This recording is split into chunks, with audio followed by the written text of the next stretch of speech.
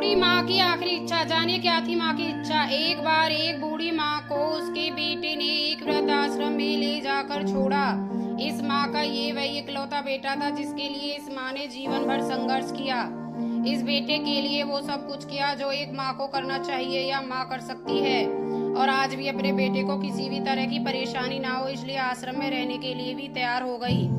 वृद्ध आश्रम में रह रही माँ हमेशा अपने बेटे को याद करती, मगर बेटा केवल साल में एक बार ही उसको मिलने जाता या फिर फोन पर बात कर लेता। कई साल बीत गए।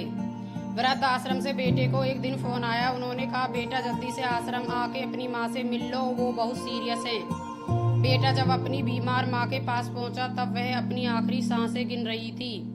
बेटे ने अपनी माँ से उसकी आखिरी इच्छा पूछते हुए कहा, माँ मैं तुम्हारे लिए क्या कर सकता हूँ बताओ। माँ ने कहा, बेटा इस आश्रम में गर्मी और मच्छर बहुत ज्यादा हैं, यहाँ पर कुछ पंखे लगवा देना। फ्रिज ना होने की वजह से यहाँ पर हम बूढ़ों को कई बार भूखे पेट ही सोना पड़ता है, क्योंकि किसी ने दिया हुआ खाना खराब होने से नहीं बचा पाते। तो इस आश्रम के लिए एक दो फ्रिज भी खरीद कर दे देना।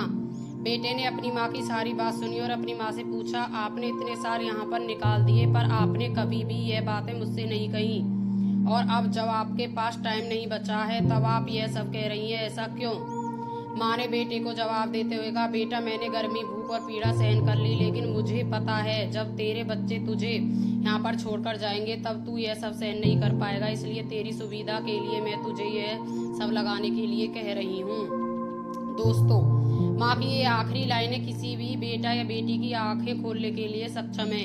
इतिहास हमेशा अपने आप को दोहराता है। अगर आप चाहते हैं कि आपके साथ अच्छा व्यवहार हो तो आपको भी दूसरों के साथ वैसा ही व्यवहार करना पड़ेगा। वीडियो अच्छी लगी हो तो लाइक एंड सब्सक्राइब करें।